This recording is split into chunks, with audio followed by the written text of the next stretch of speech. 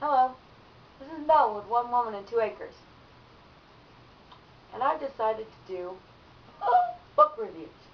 I'm so good at this.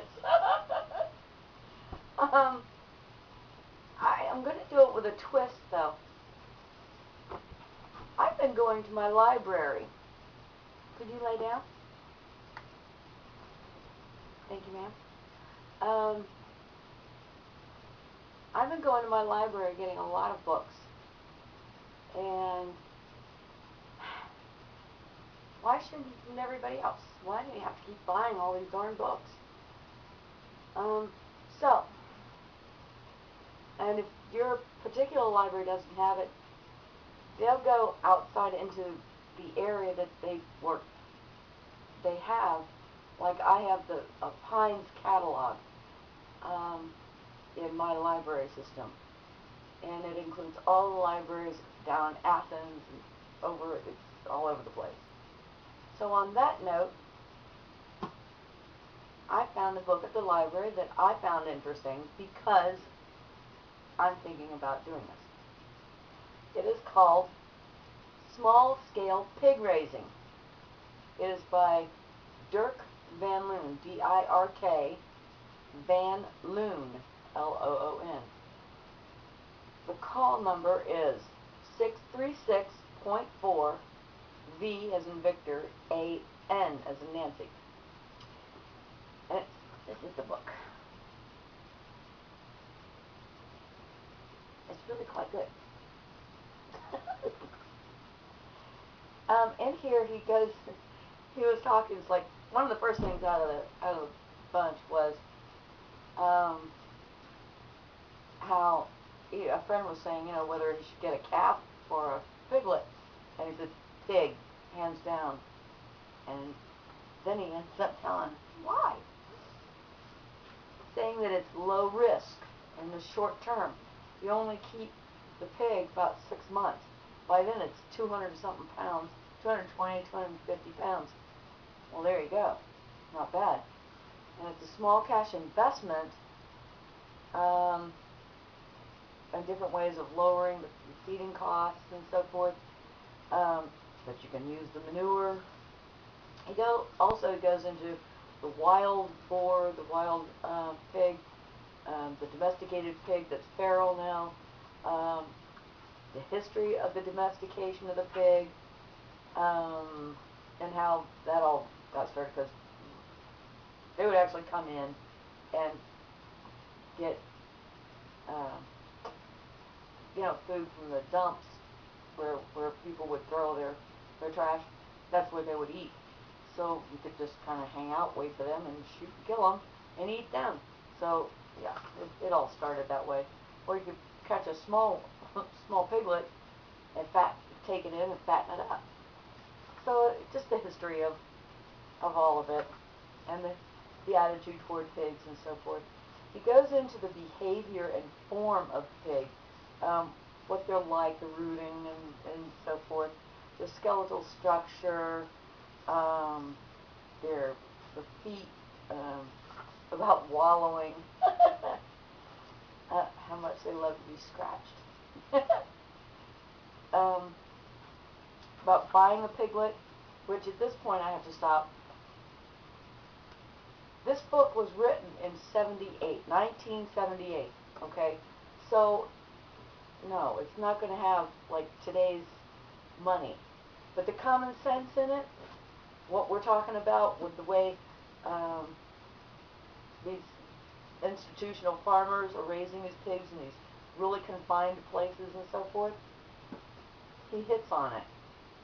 So, he wants to tell you where to buy it, how to buy it, what to look for, how to handle the piglets and the pigs, and to be careful, and whether to raise them indoors or out of doors, and depends on what you are interested in doing. What the floors would look like, the lighting, that if they're indoors, you're probably going to have to give them vitamin D because they have no sun. Just and the yolks that they use and so forth. If it's too tight, it'll give them sores. And then he talks about, and ventilation. Then he talks about the outside. He says, build a pig hutch for, just getting out of the weather and whatnot. When it's hot, they might want to wallow. He gives you dimensions for building a pig hutch. Talks about the fencing, mixing animals, about like pigs with cows, goats, whatever. Just don't do it. They change off diseases and whatnot. Don't even bother.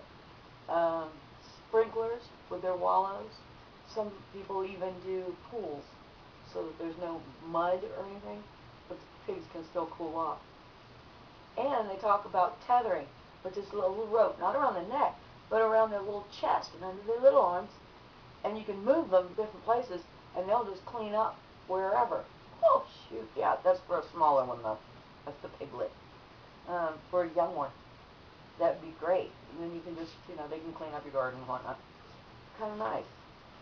He talks about troughs. He talks about what to feed, when to feed it, as far as when you're about to butcher it, you don't want to feed it fish, although fish is quite good for it. He talks about the nutrition. I mean, it's amazing the amount of information that is in this. And he talks about mill waste and how, don't even bother. Feeding them milk byproducts, so forth. If you want to raise your own piglets, and what goes into it, when to call the vet, defending yourself, giving them shots and all that stuff. And finally, he gets into slaughtering, butchering, how to do it, and there's pictures in here, and he gets into detail about it, which I'm sure you can find all kinds of that stuff on YouTube. But he talks about smoking the meat and so forth. There's also a bibliography. These are older, but I think the common sense that once was is so much more useful than it is now. But there is a bibliography and references. There's also a glossary so that if you don't understand something he's talking about, here it is. And then the appendix is in balancing your own ration, how to do it.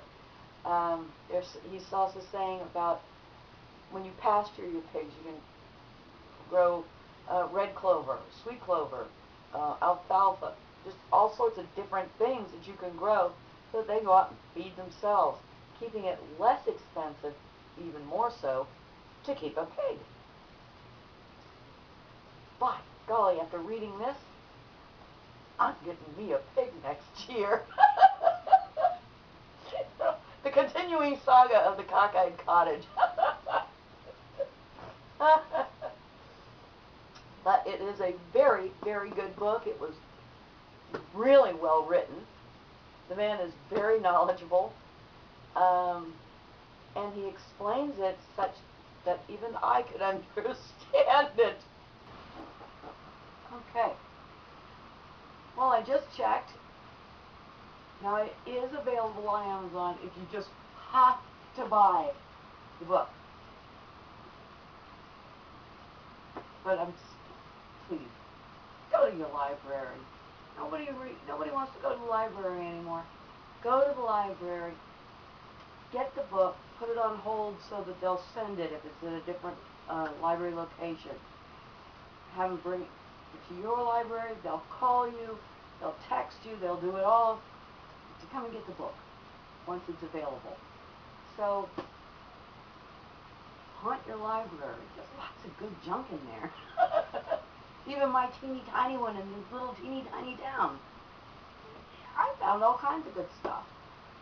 But this one I had to get a hold of. I had to place a hold on it and have them send it. And it came from a completely different area. So, the book is Small Scale Pig Raising by Dirk Van Loon. The call number again is, hold on, 636.4, V as in Victor, A, N as in Nancy. If you're interested in having pigs, stop it. If you're interested in having pigs and not cats, then I suggest you read this book. He's convinced me, even with all the stuff that you have to do and it might happen and so forth, he's convinced me, I'm getting me a pig. Well, I hope you enjoyed the Fur Fest and the book review. Let me know. Give me a thumbs up if you liked it. Just don't do anything if you didn't, okay? Also, if you're interested in subscribing, please do. Join our great community.